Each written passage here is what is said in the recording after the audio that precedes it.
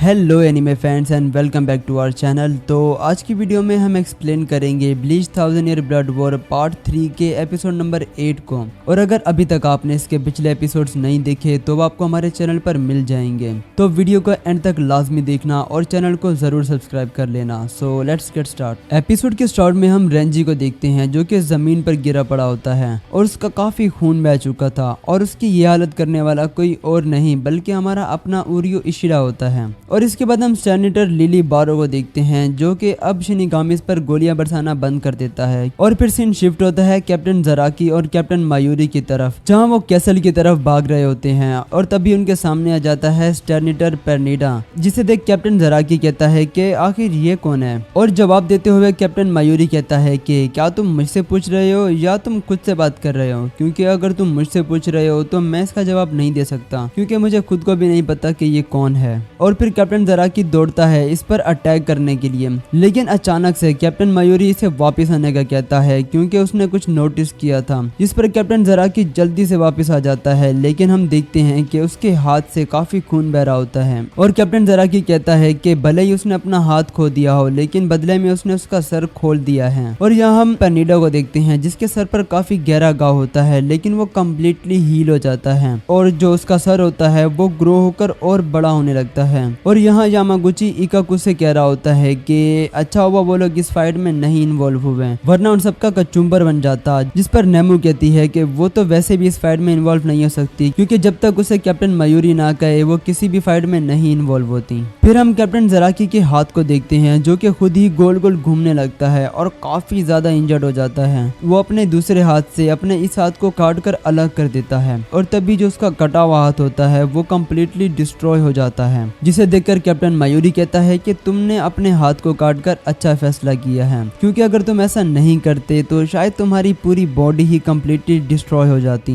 जिसके बाद कैप्टन मायूरी सबको पेर्निडा से दूर रहने का कहता है क्योंकि इन्हें नहीं पता कि इसकी पावर्स क्या है और बिना इसकी पावर्स जाने इसके करीब जाना खतरनाक हो सकता है। जिस पर कैप्टन जराकी कहता है कि अगर वो इसके पास नहीं जाएगा तो वो इसे काटेगा कैसे। जिसके बाद कैप्टन जराकी कहता है कि उसकी पावर्स जो भी हों उसे फर्क नहीं पड़ता और इससे पहले कि इसकी पावर्स इस तक पहुंचे उससे पहले ही वो इसे काट देगा। और यह कहकर वो दोबारा से दौड़ पड़ता है इस पर अटैक करने के लिए। और जैसे ही वो इस पर अटैक करने वाला होता है पेर्निडा अपनी पावर्स को यूज करके उसकी बॉडी को कम्प्लीटली डिस्ट्रॉय करने लगता है। लेकिन इससे पहले कि उसकी बॉडी पूरी तरह से डिस्ट्रॉय हो कैप्टन मायूरी पीछे से आकर उसकी पीठ में अपनी तलवार घुसा देता है और फिर वो यूज करता है आशोसोगी जीजो फियर लेवल 4 जिससे एनेस्थीसिया को ट्रांसफर करता है कैप्टन जराकी के अंदर ताकि वो उसकी बॉडी को कम्प्लीटली डिस्ट्रॉय होने से बचा सके। जिसके बाद वो पेर्निडा की पावर्स को एक्सप्लेन करता है कि कैसे वो अपनी नर्व्स का यूज करके अपने एनिमी की बॉडी को कंट्रोल कर सकता है। और किसी क्विंसी के लिए ऐसा करना ज्यादा मुश्किल बात नहीं क्योंकि वैसे भी क्विंसी रेशी पावर्स को अपनी वेन्स के थ्रू सर्कुलेट करके उसे यूज करते हैं।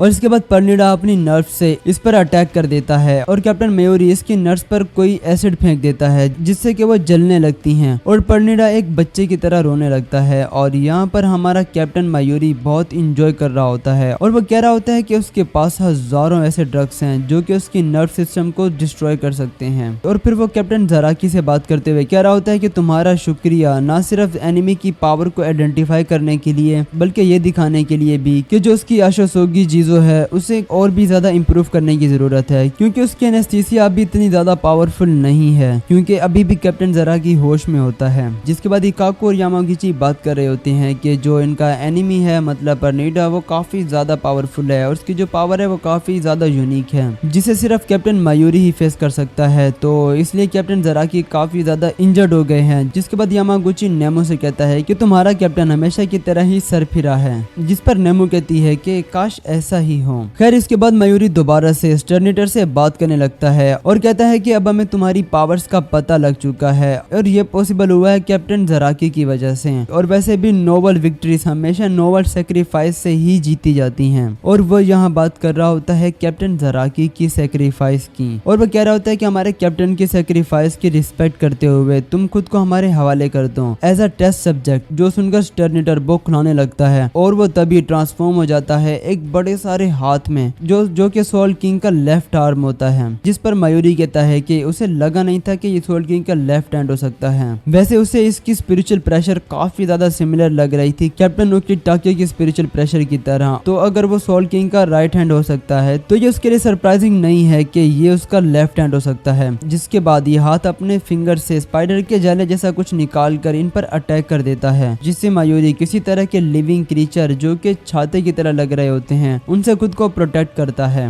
और वो कहता है कि क्या तुम बस इतना ही कर सकते हो सोल किंग के लेफ्ट हैंड। जिस पर वो हाथ बात करते हुए कहता है कि उसका नाम लेफ्ट हैंड नहीं बल्कि परनिडा परकंग जास है। जो सुनकर मायूरी कहता है कि ये तो बहुत ही मुश्किल नाम है, तो तुम इसे स्पेल कैसे करोगे। जिस पर परनिडा कहता है कि तुम्हारी बातें मुझे समझ में नहीं आ रही, जो कि मेरे लिए इंसल्ट की बात है, और मेरी इंसल्ट मतलब पूरे क्विंसिस की इंसल्ट। और उसके बाद वो दोबारा से जो उसकी नर्स होती हैं उससे जमीन के कुछ हिस्से को अपने हाथ की तरह बनाकर उसे कंट्रोल करते हुए मायूरी पर अटैक कर देता है। लेकिन मायूरी अपने हाथ को एक रस्सी की तरह यूज करके एक बिल्डिंग से दूसरी बिल्डिंग तक छलांग लगाता है और उसके अटैक से बचने की कोशिश कर रहा होता है। लेकिन तभी परनिडा एक और हाथ को बनाता है और इन दोनों हाथों से मायूरी को कुचल देता है, जिसे देखकर ऐसा लगता है कि शायद उसका खेल खत्म। और इसके बाद सीन शिफ्ट हो जाता है उन तीन क्विंसेस की तरफ, जो कि ये डिस्कस कर रहे होते हैं कि वो किस तरह से युबाहा और हाशफाल्ट से बदला लेंगे। और वो कह रहे होते हैं कि वो उन्हें मारकर उन्हें ज़ोंबिस में तब्दील कर देंगे। फिर सीन दोबारा से शिफ्ट होता है मायूरी की तरफ, जहां हम देखते हैं कि कैप्टन मायूरी बिल्कुल ठीक होता है। वो नीचे लैंड करने वाला होता है कि तभी इकाकू और यामागुची बताते हैं कि जमीन पर सब जगह नर्व्स फैली हुई हैं और वो अगर उस पर लैंड कर गया तो उसका काम भी तमाम हो सकता है। लेकिन तभी मायूरी यूज करता है आयरल हो